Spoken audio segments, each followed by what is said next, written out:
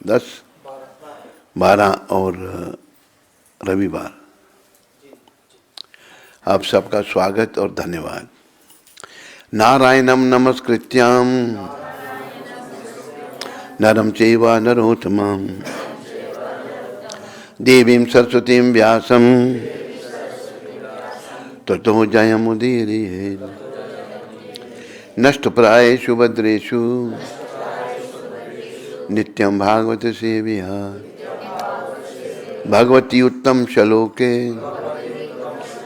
भक्तिर्भवती नष्ट की।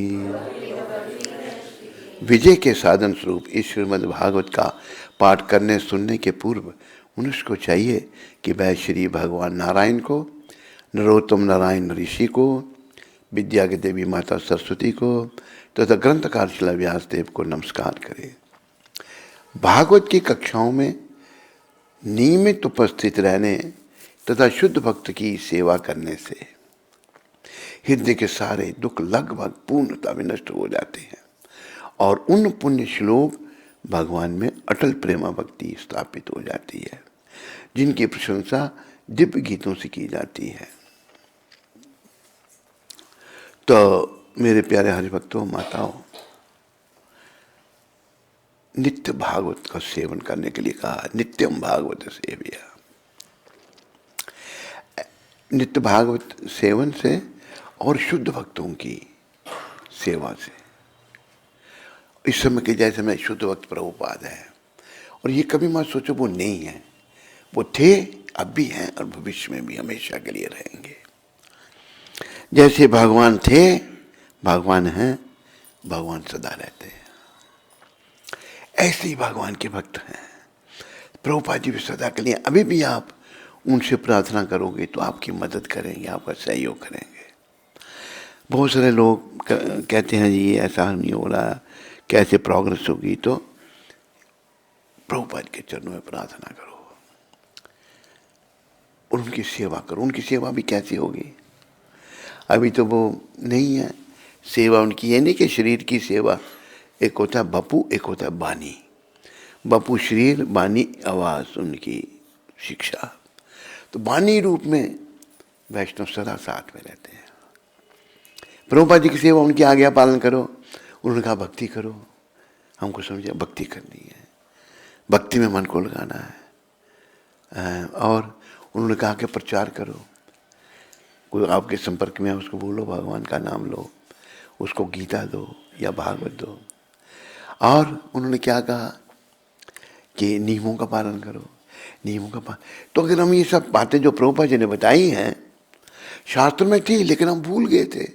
जब प्रभुपाद ने ये बातें बताई, लोग करने लगे तो उनके जीवन में परिवर्तन आने लग पड़ा। अभी हम चर्चा कर रहे थे इंद्रनु जी के साथ अंदर कमरे में। कुछ लोग ऐसे हैं प्रभुपाद जी की महानता को नहीं देख सकते,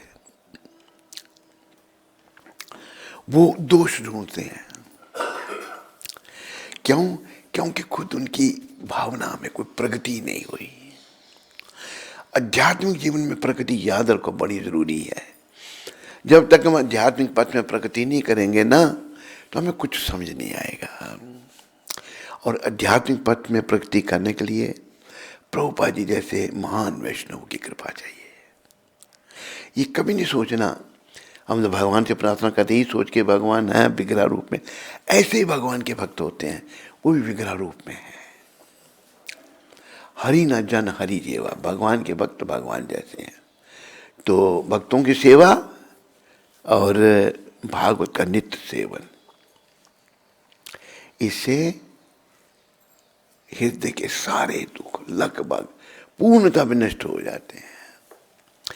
अंदर से हम दुखी हैं। कोई आदमी जो है,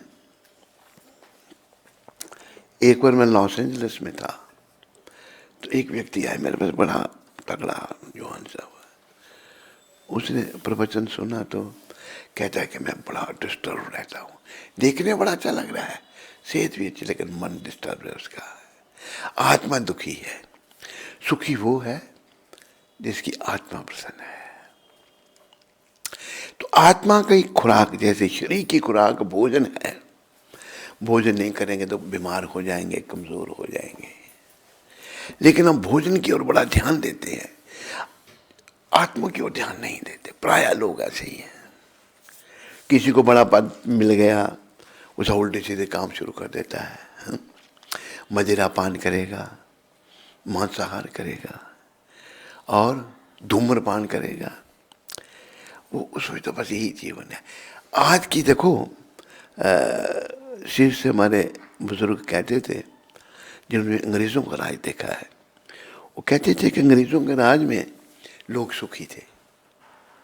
मतलब हमारी बहू बेटियों की इज्जत सुरक्षित थी, शांति थी, लॉ एंड ऑर्डर मेंटेन था। एक अंग्रेज़ों की एक बात मैं सुनाता हूँ आपको। एक ट्रेन स्टेशन पे पहुंची, सारे उतर गए उसमें से यात्री। एक वृद्ध माता कुछ ढूंढती रही उधर। तो टीटी अंदर गया, देखा तो पूछा माता को, टीटी अंग्रेज था, कहते क्या तेरा गुम हो गया? कह मेरे डब्बे का ढकना नहीं मिल रहा। उसने ढूंढा, नहीं मिला। उसने इसका नाम पता नोट कर लिया, माता वो कहाँ की है। आकर फिर कुछ दिनों बाद ढकना मिल गया, उसने पार्सल करके वो ढकना उसको भेज दिया।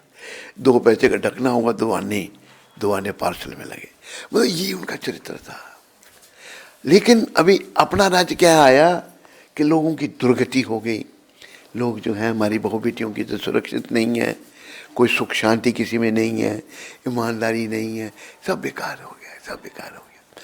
तो हमें इन बातों को समझना है। पहले जो राजा होते थे, कुछ राजाओं को वर्णन आता है। एक राजा थे, उनका नाम मैं भूल रहा हूँ। उनके राज्य में सभी बहुत सुखी थे, बहुत सुखी थे। राजा प्रजा का पालन अपनी संतान की तरह करते थे। तो हमें पहले तो राजा अच्छे होते थे, प्रजा भी अच्छी होती थी। सो लेकिन अभी राजा भी बिगड़ गए और प्रजा भी बिगड़ गई। यथा राजा तथा प्रजा। राजा ठीक नहीं है तो प्रजा भी ठीक नहीं है। अगर घर का मुखिया वो उल्टे सीधे काम करता है तो बच्चे भी वही सीखेंगे। तो ये शास्त्र में भी कहा है, यथा राजा तथा प्रजा। जैसा राजा वैसी प्रजा होती है। तो अभी राजे तो बेचारे अभी एक अच्छा भेज दिया 60 साल के बाद भगवान ने कृपा करके। जिसको पैसे से प्रेम नहीं है, जिसको देश से प्रेम है, जिसको अपनी जनता से प्रेम है, सबके उद्धार में वो लगा हुआ है, सबका कल्याण कर। लोग बुद्धिमान यही कहेंगे, लेकिन जो मूर्ख हैं वो उसका भी आलोचना कर रहे हैं, उसमें भी छिद्रान्वेषण कर रहे हैं।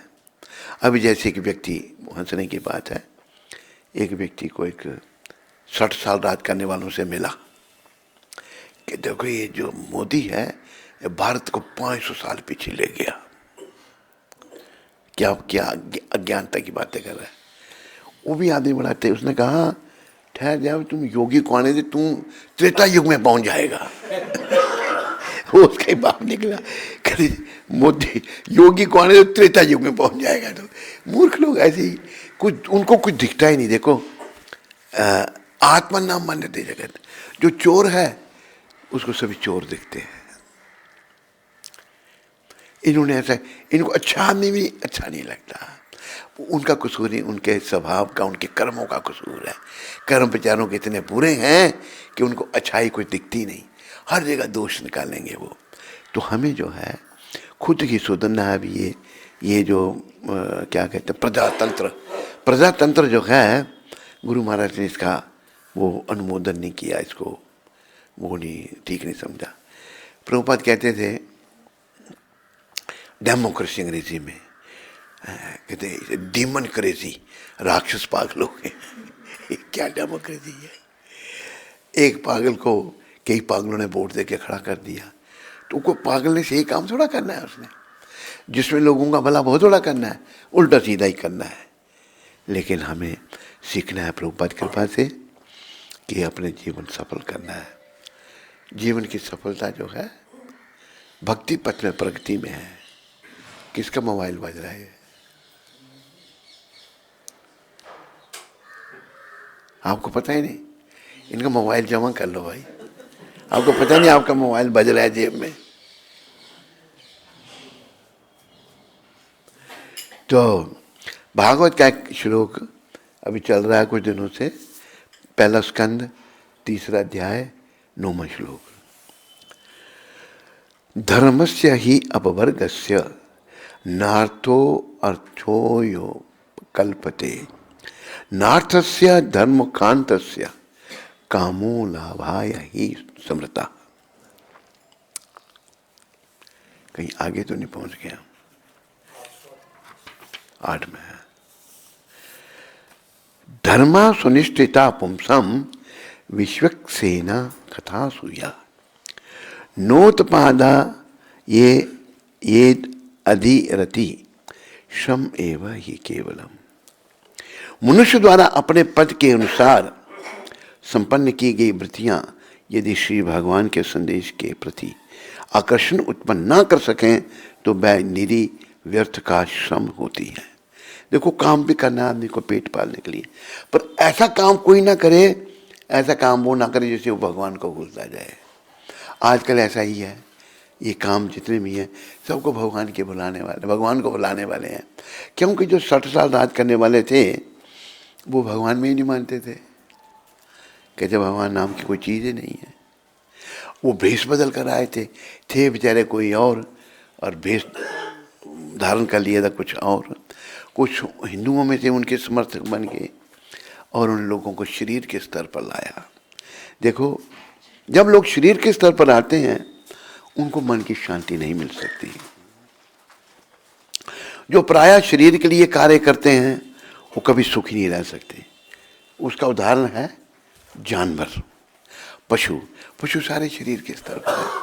अभी देखो, कुछ पशु यहाँ पर हमारे पड़ोसी बंदर, वो रात को यहीं रहते हैं। वो उन्होंने अपना घर बना रखा है, तो बस लड़ रहे हैं, की कर रहे हैं, लड़ाइयाँ हो रही हैं, वो उसके पीछे भाग रहे हैं। ये पशुओं का जीवन है। तो आज मनुष्य भी पशु बन चुका है, क्योंकि ऐसे शासक आए जिन्होंने उनको पशु बनाया, क्योंकि खुद भी बेचारे पशु थे। और पशु क्योंकि जो भगवान में नहीं मानता ना, जैसे शास्त्र में कहा है हितोपदेश में वो श्लोक है, अभी याद आ जाएगा मेरे को, है आहार निद्रा भय में तो नच सामान्य वेतात पशुवे नराणाम।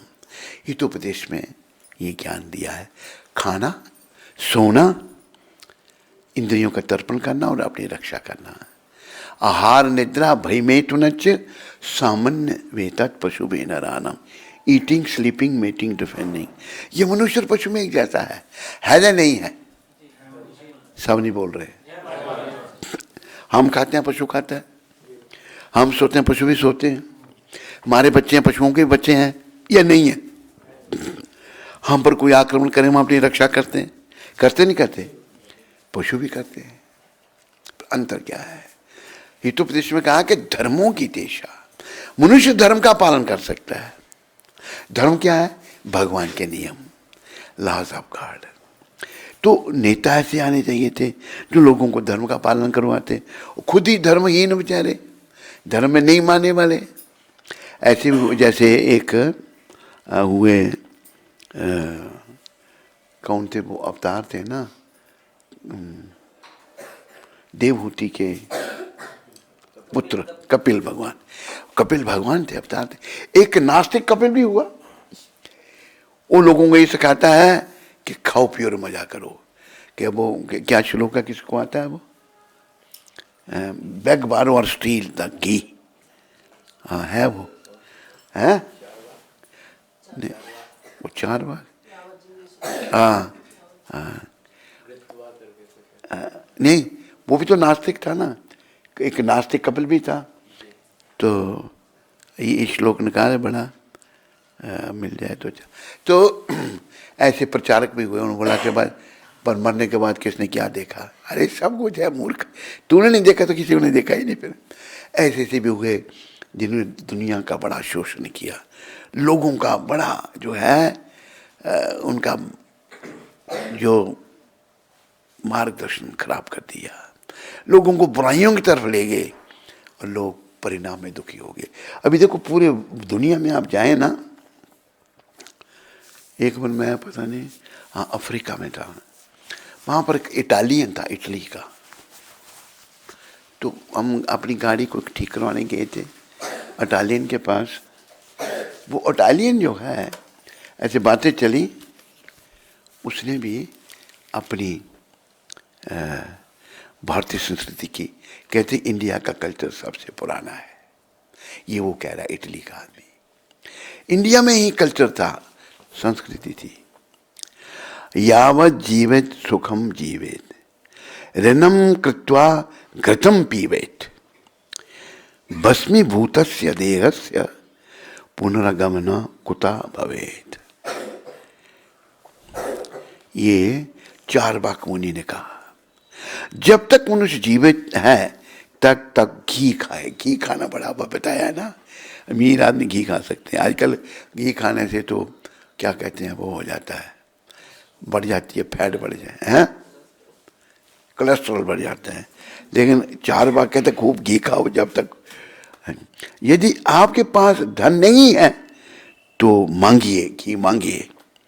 अगर उधर लज्जित या चोरी, अच्छा मांगिए तो उधार लीजिए या चोरी कीजिए। चोरी भी करने के लिए कह रहा, किंतु जैसे भी हो घी प्राप्त करके जीवन का भोग कीजिए। मरने पर ज्यों ही आपका शरीर भस्म हो जाएगा तो सब कुछ समाप्त हो जाएगा। ये हालत है। ये श्रीमन चारवाक दास महादुष्ट, ये उस अपनी शिक्षा दे गया, खाओ पियो और मजा करो। अभी अंग्रेजों का भी तो यही है, eat drink and B Mary, खाओ पियो और गुजराती में कहा, कोई गुजराती है या कोई नहीं? गुजराती में कहा है, धाम धूम ना धड़ाका। बस सब जगह फैल गया। लेकिन ये सब नरक का द्वार है, ये सब नरक में ले जाने वाले हैं। और लोगों को ऐसा मजबूर कर दिया शरीर के स्तर पर रहने के लिए। और देखो शिक्षा ऐसी बना दी उन्होंने, कोई आदमी बड़ा विद्वान बन गया, पढ़ गया, बड़ी डिग्री उसके पास आ गई, लेकिन परिणाम क्या है? वो खूब शराब पीता है, मांस खाता है, सिगरेट पीता है। ये शिक्षा आज की। जो ज़्यादा पढ़ गया, पहला उसका यह गुण ये होगा कि वो नास्तिक, पर भगवान में नहीं मानेगा। तो ये बड़ा दुर्भाग्य है। भारत का दुर्भाग्य रहा बड़े समय तक। लेकिन कृष्ण भगवान ने, जो बड़े दयालु हैं, दुर्भाग्य को सौभाग्य बदलने के लिए उन्होंने अपने शुद्ध भक्त प्रभुपाद जी को भेज दिया। और देखो भक्ति की शक्ति देखो, आज तक कोई नहीं कर सका। अरे गोरे लोग जो हमें क्रिटिसाइज करने वाले, आलोचना करने वाले, जो भगवान में नहीं मानने वाले, उनको भगवान का सेवक बना दिया। ये एक बहुत बड़ी बात है, ये एक भक्ति की शक्ति है। वो अंग्रेज जो हैं भक्त बन गए, और ऐसे भक्त बने कि पागल हो गए भगवान के लिए, नाच रहे हैं, कीर्तन कर रहे हैं और जीवन सफल कर रहे हैं। और हम भारत में उनकी तरफ पीछे भाग रहे हैं। तो जैसे यहाँ तात्पर्य प्रभु ने कहा ना, मनुष्य की जीवन की प्रति विभिन्न अवधारणाओं के अनुसार वृत्तियां भी भिन्न भिन्न होती हैं। किसी ने कोई सोचा है, किसी ने कोई सोचा है। निपट भौतिकवादी के लिए जो स्थूल शरीर से परे कुछ भी नहीं देख सकता, जब भौतिकवादी शरीर के परे कुछ नहीं देखता। एक बात मुझे याद आई, हम विदेश में थे, तो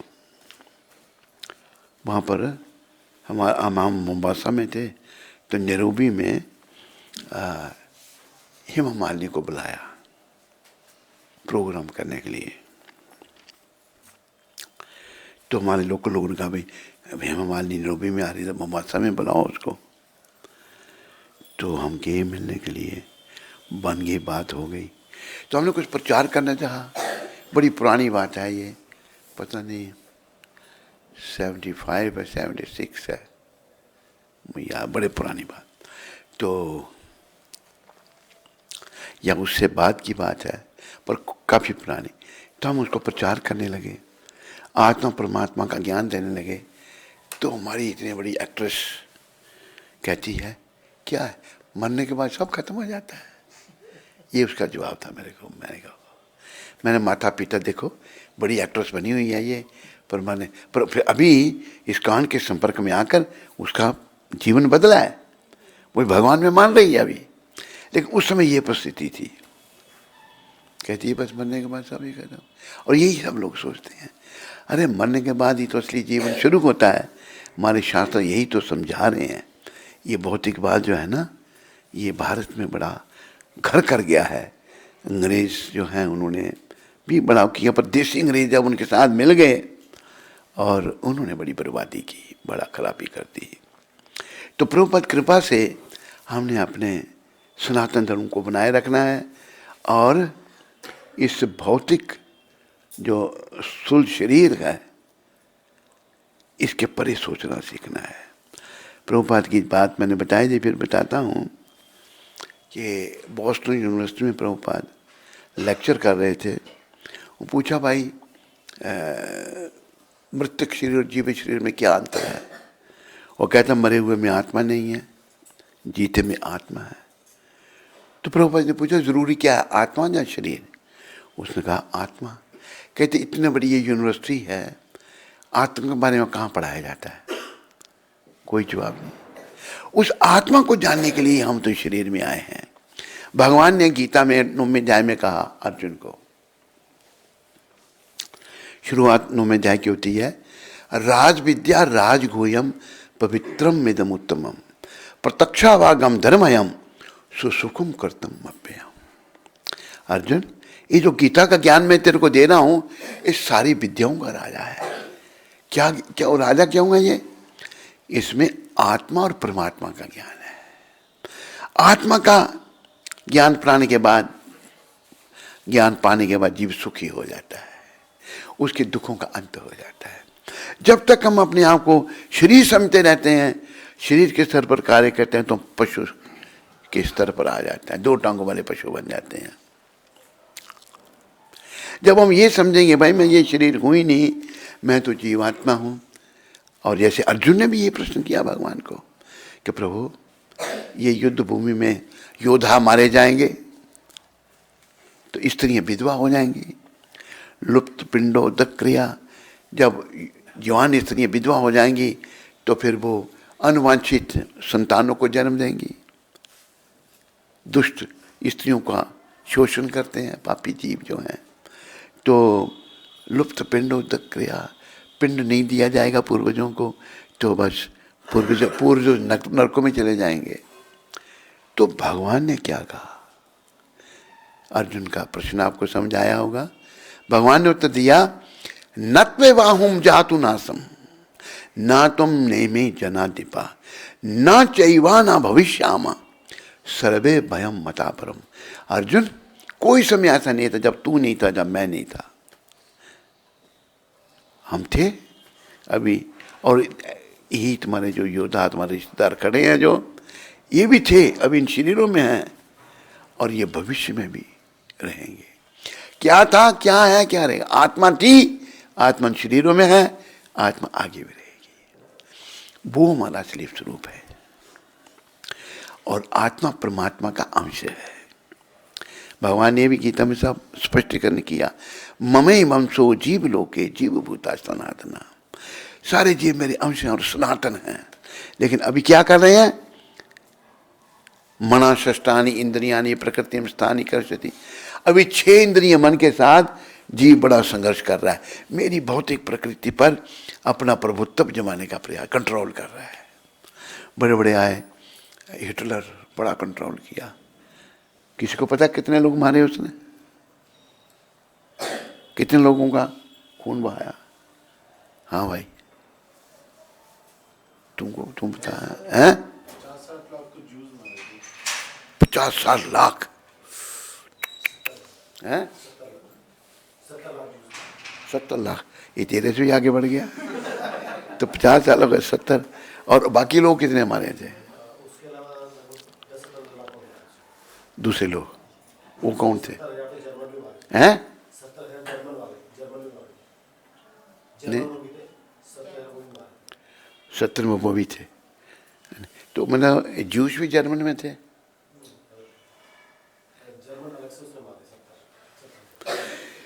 उसने ये रेस खत्म करना चाहिए, रेस खत्म नहीं हुई ना। है? खुद कहाँ है वो हिटलर, कहाँ है अभी वो? सुसाइड, हिटलर को मार के सुसाइड ही तो करा था उसने। कैसे सुसाइड किया था उसने? हैं? खुद को शूट, डर गया, उसके कर्मों से ही मर गए। तो ऐसे मूर्ख लोग हैं जो भगवान की प्रकृति पर अपना नियंत्रण करना चाहते हैं और पाप कर्म करके वो खुद मर जाते हैं, चले जाते हैं। लेकिन हमें जो है प्रलोक सुधारना है। कल्चर भारत में है, संस्कृति भारत में है, आत्मा परमात्मा का ज्ञान भारत में है और लोग लगे हुए हैं। जैसे मैंने पहले प्रधानमंत्री की आपको बात सुनाई थी ना, वो तूने दिखाया था ना वीडियो मेरे को, हैं? ये सुना दे क्या कहा है। वो जो लोग आए थे प्रधानमंत्री के पास, फ्रेंच डेलीगेशन,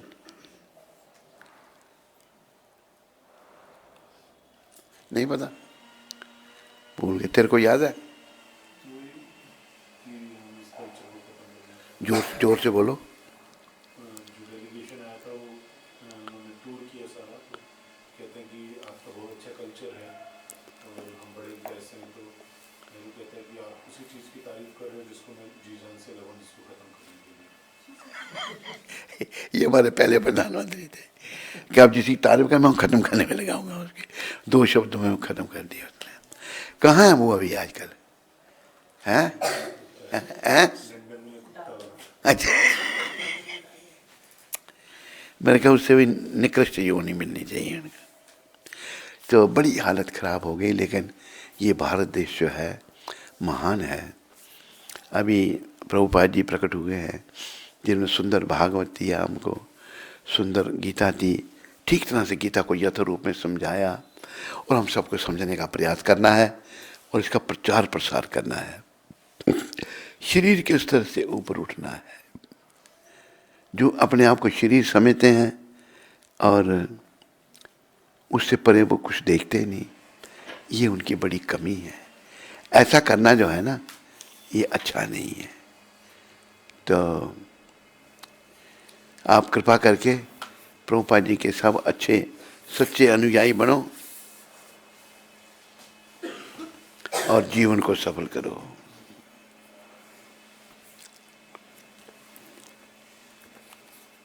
आज कथा का 15वां दिन है। कार्तिक मास को 15 दिन हो गए। 15 दिन और कार्तिक मास के हैं। तो 15वें दिन की कथा हम आपको कार्तिक मास की सुनाते हैं। जलंधर का शिव जी के पास राहु को दूत बनाकर भेजना। राजा पृथु बोले, हे नारद जी, आपके जाने के बाद दैत्यराज ने क्या किया, यह सब आप मुझे बताइए। दैत्यराज जलंधर। नारद जी बोले, मेरे चले जाने के बाद वह दैत्यराज पार्वती के रूप को सुन कामदेव के ज्वर से पीड़ित हो गया। पश्चात भगवान की माया से मोहित होकर सिंह का के पुत्र राहु को, सिंह का पुत्र राहु को अपना दूत बना महादेव जी के पास भेजा। उज्ज्वल चंद्रमा के समान कैलाश को क्षीण चंद्रमाओं की तरह अपने काले रंग से रंग कर वह राहु वहां गया। नंदी से निवेदन करने के बाद वह राहु महादेव जी के पास गया। तब शिव जी के पूछने पर राहु बोला, हे वृषध्वज, त्रिलोकी के स्वामी जलंधर की आज्ञा सुनो। शमशान निवासी, शंकर भगवान को कह रहे हैं, हाड़ों की मालाधारी दिगंबर तुमको ऐसी सुंदर स्त्री शैलपुत्री किस कारण से मिली है? मैं रत्नों का स्वामी हूँ। पार्वती स्त्रियों में रत्न मेरे ही योग्य है। देखो ये राक्षस वृत्ति, पार्वती सबकी माता है, मेरे ही योग है, तुम जैसे नंगे जटाधारी भिखारी के योग्य नहीं है। नारद जी बोले, राव के ऐसे कहते ही महादेव जी की मध्य भ्रुकुटी से एक वज्र जैसा भयंकर पुरुष पैदा हो गया। यहां से वज्र भयंकर पुरुष पैदा हो गया।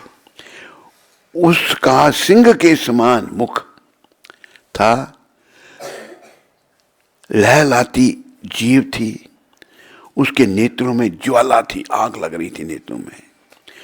उसको उठे हुए केश के सूखा शरीर था। इस प्रकार वह दूसरा नरसिंह जैसा लगता था। उसे अपनी ओर खाने के लिए आते देख राहु डर कर भागा, परंतु बीच में ही जाकर उस पुरुष ने उसे पकड़ लिया, राहु को पकड़ लिया। जब वह राहु को पकड़कर खाने लगा तब शिव जी ने उससे मना किया कि यह मारने योग्य नहीं है। मारने योग्य तो जलंधर है, मारने योग्य नहीं है, यह दूत है और पराधीन है, इसे छोड़ दो। शिव जी के यह वचन सुनकर उस पुरुष ने राहु को आकाश में छोड़ दिया। फिर महादेव जी की उस पुरुष ने प्रार्थना की। वह पुरुष बोला, मुझको भूख लगी है, जिसके कारण मैं दुर्लभ हो गया हूं। हे देव, मैं क्या खाऊं, यह मुझे आज्ञा दो। शिव जी बोले, तू अपने हाथ पैर का मांस खा ले। नारद जी बोले, शिव जी की आज्ञा से उस पुरुष ने अपने हाथ पांव का मांस खा लिया, केवल सिर ही बाकी रह गया। यह देख शिव जी उस पर अत्यंत प्रसन्न होकर उस भयंकर पुरुष से बोले, हे कीर्ति मुख, तू सदा मेरे द्वार पर रह। नारद जी बोले, उसी दिन से वह कीर्ति मुख शिव जी के द्वार पर रहने लगा। जो पहले कीर्ति मुख का पूजन नहीं करते हैं, उनका शिव पूजन वृथा होता है। कीर्ति मुख द्वारा फेंका गया वह राहु बर्बर स्थल पर जा गिरा, इसीलिए वह बर्बर नाम से प्रसिद्ध हुआ। बर्बर। फिर वह राहु अपना द्वितीय जन्म समझकर जलंधर के पास गया और सब वृत्तांत कहा। तो शिव जी से जलंधर का घोर संग्राम अभी एक काली की कथा में आपको सुनाया जाएगा। आज की कथा का यहीं विराम दिया जाता है कार्तिक मास की। बोलो कार्तिक मास की जय। बोलो दामोदर भगवान की, बोलो शिव शंकर भगवान की, बोलो पार्वती माता की। आज 12 तारीख और रविवार।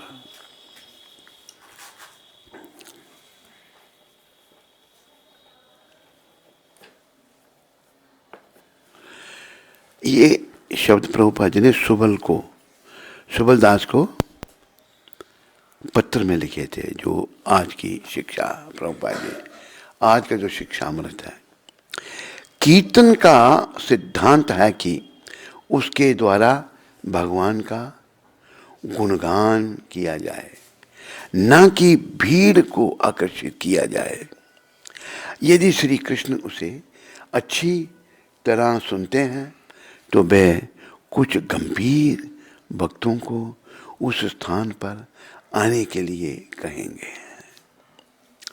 तो कीर्तन का सिद्धांत प्रभुपाद ये बता रहे हैं आज की शिक्षा में कि उसके द्वारा भगवान का गुणगान। श्रवणम कीर्तनम विष्णु, भगवान विष्णु कृष्ण स्मरणम पाद सेवनम अर्चनम अर्चनम वंदनम दास्यम साख्यम आत्मनिवेदनम। भगवान का गुणगान। देखो भगवान का गुणगान करने से क्या होगा, हमारे दुर्गुण चले जाएंगे, हमारी बुराइयां चली जाएंगी और हमारा हृदय शुद्ध होना शुरू हो जाएगा। ये भगवान की महानता है। देखो भगवान के दर्शन तो बड़ी दूर की बात है, अभी हम ये जो हमारी परिस्थिति है इससे में हम भगवान के विग्रह रूप में उनको देख सकते हैं, उनके बारे में कथा कर सकते हैं, उनका गुणगान कर सकते हैं। अभी जैसे दामोदर मास चल रहा है, कैसे दामोदर भगवान ने, छोटे ही थे भगवान, कितने वर्ष उम्र थी दामोदर भगवान की, 6-7 ही होगी। तो दामोदर भगवान उखल के साथ माता यशोदा ने बांध दिया उनको, कैसे उखल को घसीटते हुए ले आए। और यमनार्जुन जो वृक्ष जो थे, जो कुबेर के पुत्र थे, अपराध से नारद जी के चरणों में अपराध किया, नारद जी ने उनको वृक्ष बना दिया था और बाद में वर भी दे दिया कि भगवान तुम्हारा उद्धार करेंगे। नारद जी के वचन को रखने के लिए भगवान ने उन 2 वृक्षों के बीच में उखल फंसाया और वृक्ष धड़म करते गिर गए। उनमें से 2 बालक प्रकट हो गए, नलकुबर और मणिग्रीव, कुबेर पुत्र, और उन्होंने स्तुति की भगवान की। वो कहने लगे कि हम ये समझते थे नारद जी ने हमको श्राप दिया, लेकिन ये श्राप नहीं, ये तो वर था, उसके फलस्वरूप आपके दर्शन हो रहे हैं हमको। इसका मतलब देवताओं को भी भगवान के दर्शन नहीं होते, दुर्लभ है। देवताओं को भी भगवान के दर्शन दुर्लभ है। तो भगवान जो हैं उनका गुणगान करना है, उनकी स्तुति करनी है। और हम क्या दे सकते हैं भगवान को, सच्चाई कर बोलनी है कि प्रभु आप कितने महान हैं, आप कितने शक्तिशाली हैं। आप जब बाल रूप में थे तो आपने गोवर्धन पर्वत को हाथ में ऐसे ऊपर उठा लिया था, गोवर्धन पर्वत को उठा, कितनी शक्ति है, विचार करो।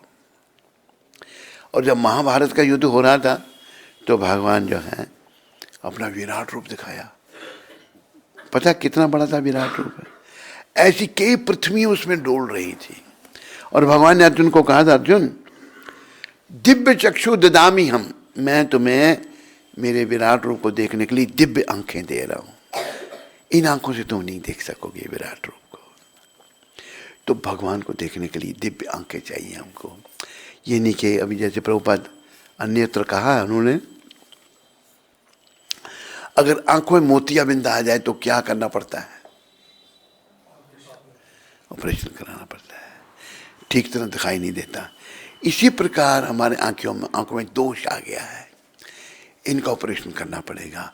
ऑपरेशन कैसे होगा, वो ब्रह्मा जी ने बताया है, आंखों का ऑपरेशन उन्होंने ऑपरेशन ने बताया, दवाई बताई उन्होंने।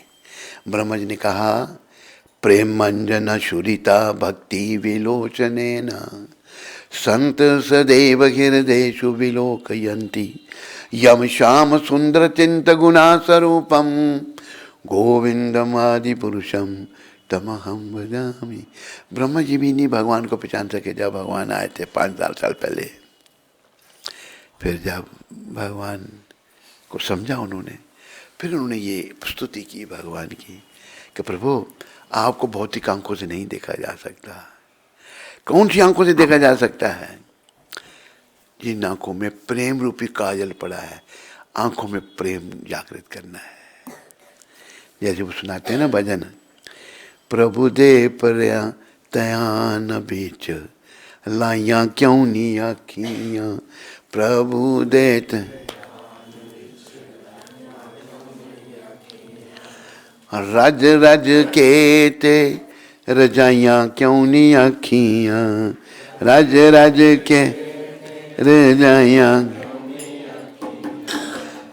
प्रभु दे तयान बीच लाइया क्यों नी आखियां।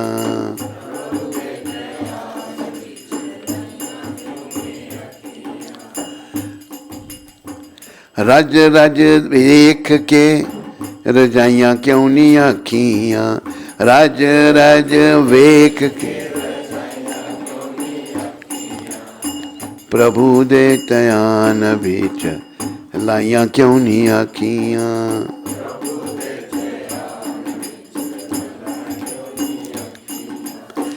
इन विच जैसी मैल अज्ञान दी, इना बिच जैसी मैल निगाह तेरी बंदे जो ये रब नहीं पहचान दी। निगाह तेरी बंदे जो रब नहीं ता किसे अख वाले नू दिखाइयां क्यों ना अखियां। किसे अख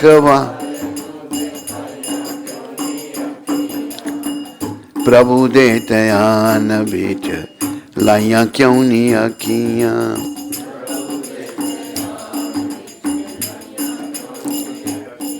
हमारी आंखें जो हैं ये दूषित हैं। पुरुष स्त्री को देखना पसंद करता है, स्त्री पुरुष को देखना पसंद करती है, पर इससे कल्याण नहीं है हमारा।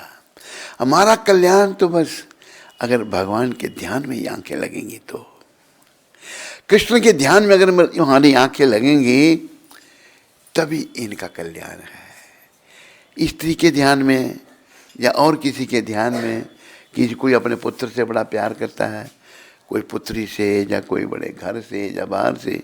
कई तो लोग कुत्तों से प्यार करते हैं। अमेरिका में एक बहुत बड़ा सेठ था, बड़ा अमीर आदमी, तो वो मर गया। मरा जब तो मरने से पहले कुत्ते के नाम प्रॉपर्टी कर गया। सही बता रहा हूँ आपको मैं। वहाँ कुत्तों से बड़ा प्यार करते हैं लोग, कुत्तों को साथ सुलाते हैं, उनके साथ जूठा खाते हैं कुत्तों का। तो ये हालत है समाज की। तो हमने कृष्ण के ध्यान में आंखों को लगाना है और कृष्ण हमारी आंखों में बस जाए, यही आंखों की सफलता है। अभी आंखों में गंदगी बसी हुई है, बहुत गंदा है। हमने गंदगी नहीं देखनी, भगवान को देखना। बिगड़ा रूप में भगवान आ गए, मुरली बजा रहे हैं भगवान। मुरली अपना मुरली वाले को देखना, अपने मुरली वाले के चरणों में ध्यान लगाना है। मुरली वाले ऐसे हैं, रंग उनका ऐसा है, ऐसे वो बंसी बजाते हैं। तो ये बोला कि तूने भगवान के ध्यान में नहीं लगाई। बड़ी सुंदर इस भजन में शिक्षा है। इना बिच प्यार दाजे अतरू नहीं आया कदे। इना बिच प्यार दाजे अतरू, इना नैना बिच ये कृष्ण नहीं बसाया कदे। इना नैना बिच ये कृष्ण नहीं बसाया सदे। ता सूरदास वांगू कढ़ाइयां क्यों ना अखियां। सूरदास प्रभु दे तयान बिच लाइया क्यों नहीं अखियां। प्रभु सूरदास जी बिलो मंगल ठाकुर, ये जानबूझकर उन्हें आंखें अपनी फोड़ दी थी। चिंतामणि वैश्या जो थी, उनकी कृपा से इनको ज्ञान हुआ। लंबी कथा है। तो अभी चिंतामणि की कृपा से वृंदावन आ रहे थे। रास्ते में एक देखा उन्होंने कि एक माता नहा के जा रही थी, सुंदर माता थी। तो आंखें उसको देखने लग पड़ी, तो पीछे पीछे चल पड़े, उसके घर में आ गए। उसके घर आ गए तो प्रभु की लीला। घर में जब आ गए तो माता ने जाकर अपने पति को बताया कि वह देखो साधु वेश में दिखता है कोई, मेरे पीछे पीछे आ गया मुझे देखता हुआ। तो घर वाला भी, उसको भी भगवान ने प्रेरणा की, बोले साधु हुआ, स्वागत करो, उनका ध्यान करो। आ गया महाराज, क्या सेवा करूं मैं आपकी। उनको एकदम ध्यान में आ गया, देखो मेरी आंखें कितनी दूषित है। सुंदर स्त्री देखी, उसके पीछे ही आ गई। कहा माता मुझे वो सर के जो पिन दे दे। माता लगाती हैं ना वो हेयर पिन, लगाती है नहीं? यहाँ कोई नहीं लगाती। कोई है लगाने वाली? हैं? किसके पास पिन है? हेयर पिन किसके पास है? नहीं है? हैं? किसके पास है? हैं? कहाँ पर है? दिखाओ जरा पेन, ये है हेयर पिन। ये हेयर पिन से अपना सूरदास जी ने दोनों आंखें निकाल दी, आंखें फोड़ दी अपनी। पर ये आंखें इतना पाप करती हैं, तो ये भी राख है, अगर इनमें कोई प्रेम नहीं आया और इसमें तूने भगवान को नहीं बसाया, तो फिर सूरदास जी की तरह आंखें क्यों नहीं निकाल दी तूने। लिख रहे हैं। तो फिर आगे क्या कह रहे हैं ये, होवे नुकसान ता मकान वांगू चोंदियां ने, होवे नुकसान पुत्तां दी बीमारी बिच क्षमा छाम रोंदियां ने।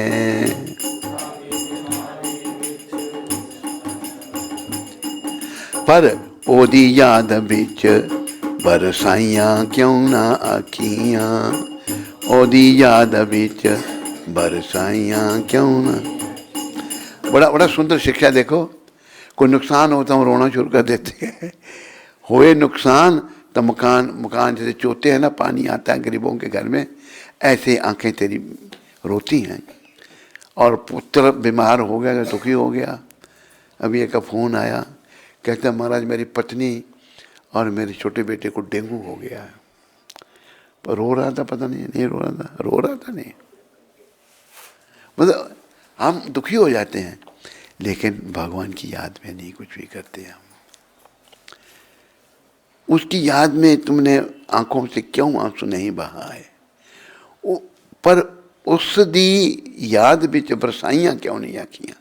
भगवान की याद में हमें रोना सीखना है। मंदिरां दी मूरत नू वेख के लजांदियां ने, मंदिरां दी मूरत नू वेख के लजांदियां ने। राम नाम गान वेले नीमियां हो जांदियां ने, राम नाम गान वेले नीमियां।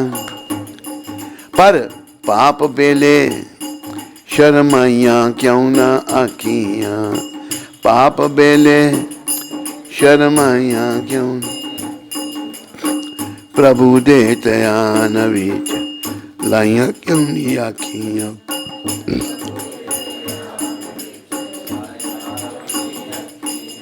भगवान की मूर्ति को देख करके शर्म आती है, नहीं देखते, भगवान को नहीं देखते। और राम नाम गाने के लिए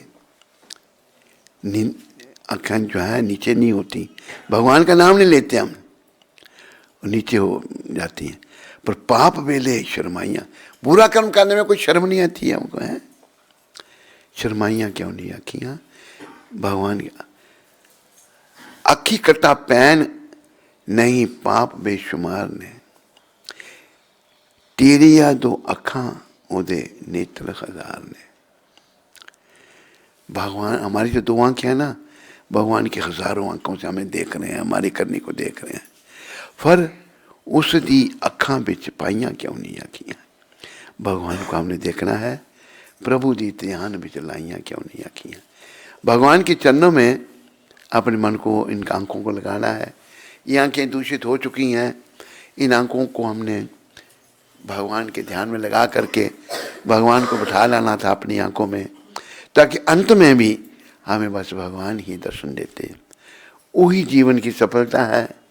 नहीं तो प्यारे हरिभक्तों माता, हमारा जीवन विफल है। भगवान का गुणगान करना है। भगवान के गुणगान से सारे दोष हमारे चले जाएंगे। बोलो पतित पावन शिल प्रभुपाद की। हरे कृष्णा।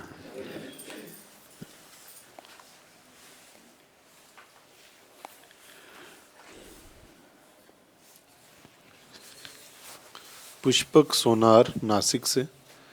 हरे कृष्ण गुरु महाराज जी, आपके चरणों में इस पतित अधम जीव का साष्टांग दंडवत। आपको दिवाली की बहुत बहुत शुभकामनाएं। जब मैं नाइट शिफ्ट के कारण कभी कभी रात को घर आने में देरी होती है, जिसकी वजह से मॉर्निंग प्रोग्राम अटेंड करने में थोड़ी देरी होती है, और जहां अगर सुबह 4 बजे उठकर माला करें तो पूरा दिन एनर्जी बनी रहती है, वहीं इस शेड्यूल डिस्टर्बेंस के कारण माला पूर्ण करने में दिन निकल जाता है। तो इस परिस्थिति में भक्ति और जीवन का बैलेंस कैसे करें, इसका मार्गदर्शन करें। क्या काम करते हैं ये?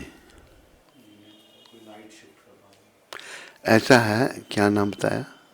पुष्पक सुना है। पुष्पक जी, ऐसा है कि असल में जब मैं प्रायः कहता हूँ, पता नहीं आपने पहले मेरे को सुना या नहीं सुना, इस संसार में हमने कुछ नहीं करना।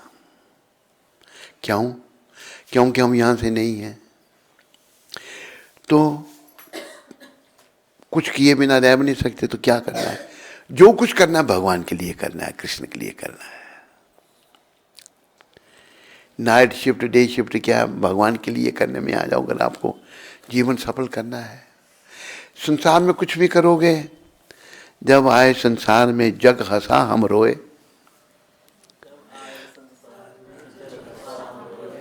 ऐसी करनी कर चलो हम हंसे जग रोए। जब बेटा जन्म लेता सब खुश हो जाते हैं। गुजराती में कहते हैं हमारे घरे बाबू आयो, बाबू आयो, बच्चा पैदा हुआ है, खुशी मनाते हैं। वो बाबू रो रहा है, बच्चे का रोना, रो रहा है। तो बोला भाई जब तुम आए तो सारे खुश थे, तू रोता था, अब तो ऐसा कर्म कर कि तू खुश हो जाए, बाकी रोए। ऐसी करनी कर चलो हम हंसे जग रोए। तो वो करनी है भक्ति भगवान की। इसलिए सुनार जी, भक्ति करो बस, भक्ति ही जीवन है।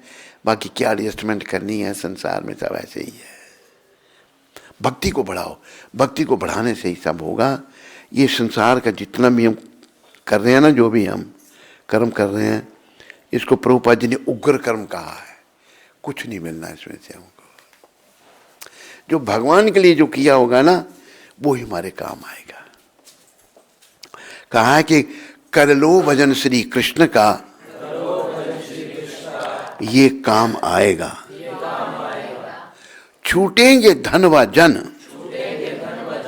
मगर ये साथ जाएगा। सब कुछ धन जितना इकट्ठा किया होगा, जितने परिवार के लोग, सब छूट जाएंगे। धन और जन सब छूट जाएंगे, पर भजन अगर किया होगा ना आपने, वो साथ में जाएगा। इसलिए जो साथ में जाने वाली चीज है, उसको एकत्रित करना चाहिए हमको। कहा ना कि नाम धन का खजाना बढ़ाते चलो, हरे कृष्ण हरे राम गाते चलो। बाकी जब नकली धन के पीछे हम पड़ते हैं, तो इससे किसी को तृप्ति हुई नहीं आज तक। इसमें लोग सुनो, एक पुरानी पुस्तक में एक भजन है, पुरानी भजनों की पुस्तक में,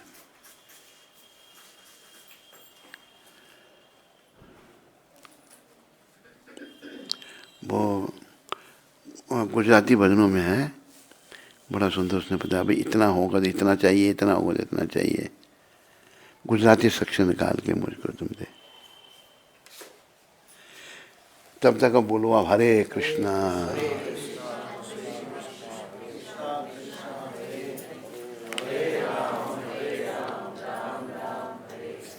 हरे हरे हरे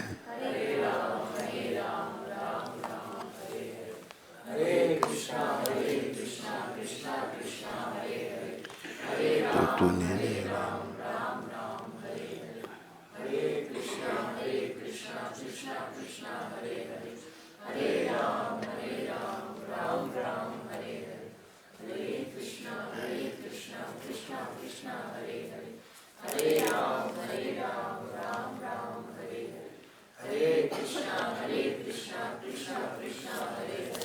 हरे राम हरे कृष्ण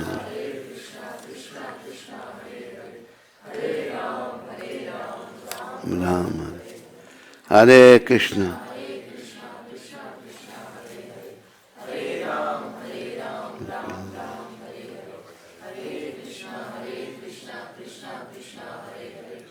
हरे राम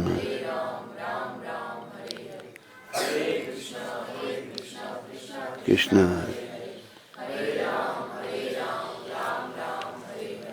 हरे कृष्ण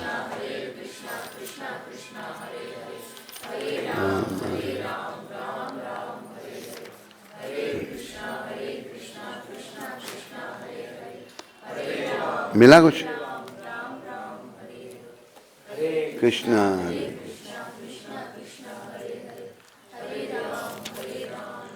राम हरे हरे कृष्ण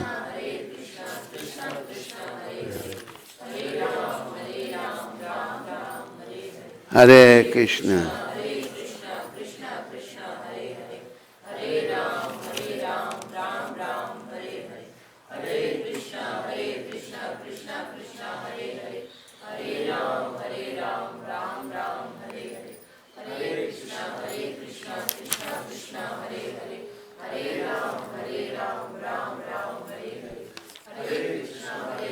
हाँ कृष्ण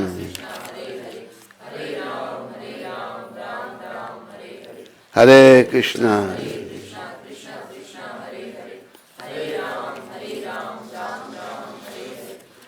उसका मैं आपको भजन का सार बताता हूँ, नहीं मिल रहा अभी, ढूंढना पड़ेगा कहीं। वो सार है, अगर तेरे पास 100 है तो कहते 1000 कैसे हो जाए, 1000 है तो बोलो 10,000 कैसे हो जाए, 10,000 हो गया मतलब लाख कैसे हो जाए, लाख हो गए तो कहते यही तेरी तृप्ति पे मैं सारी दुनिया का मालिक ही मैं बन जाऊँ। तो तृष्णा जो है ना, तू न गई मेरे मन से, तो ऐसे वो गुजराती में बड़े सुंदर शब्द हैं, तो मैंने कहीं नोट किए हैं। तो हमें संसार से मन को हटाना है और प्रभु चरणों में मन को लगाना है। इस संसार से कुछ नहीं मिलने वाला हमको, ये याद रखो इस बात को। जो कुछ भी संसार में इकट्ठा किया सब यहीं छोड़ना पड़ेगा। अरे बाकी इकट्ठा किया तो छोड़ना ही पड़ेगा, शरीर भी यहीं छोड़ना पड़ेगा। इसलिए जीवन काल में यही प्रयास करो, जब वो छोड़ने का समय आए तो हम आसानी से छोड़ सके, पर वो आसानी से नहीं छोड़ा जा सकता। अभी मुझे मैं एक सेठ की बात सुनाता हूँ। सेठ करोड़ी मल, करोड़ोंपति सेठ था, लेकिन उसके प्राण नहीं निकल रहे। आखिरी समय आ गया, चारपाई पर पड़ा हुआ है, तो क्या हुआ कि जुबान बंद हो गई। उसका एक मित्र उसको मिलने आया, तो जुबान बोल नहीं रहा पर ऐसे से कर रहा, ऐसे से। तो घर वाले समझ नहीं क्या मांग रहे हैं। तो मित्र आया उस सेठ का, इशारे से उसको भी, तो वो अपने मित्र को जानता था। उसे गॉडरेज की अलमारी निकली, इसको अलमारी को बेटा खोल। अलमारी खोली तो उसमें चाबियों का बंडल पड़ा हुआ था कि तेरे पिताजी ये मांग रहे। कहते आप क्यों मजाक कर रहे हैं? नहीं ना, चाबी जब उसको दी लेकर छाते पर चाबियां रखी, ध्यान उसका सारे धन के पीछे है, चाबियां रखी है। तो अगर संसार में मन फंसा रहा तो बड़ा मुश्किल हो जाएगा। कोशिश करो संसार से मन को निकालने की और प्रभु चरणों में लगाने की। मिला कुछ तेरे को? गुजराती के शब्द हैं, हिंदी में लिखे हुए, मिल जाए तो बड़े अच्छे हैं। ठीक है, प्रसाद कहाँ है? हरे कृष्णा हरे कृष्णा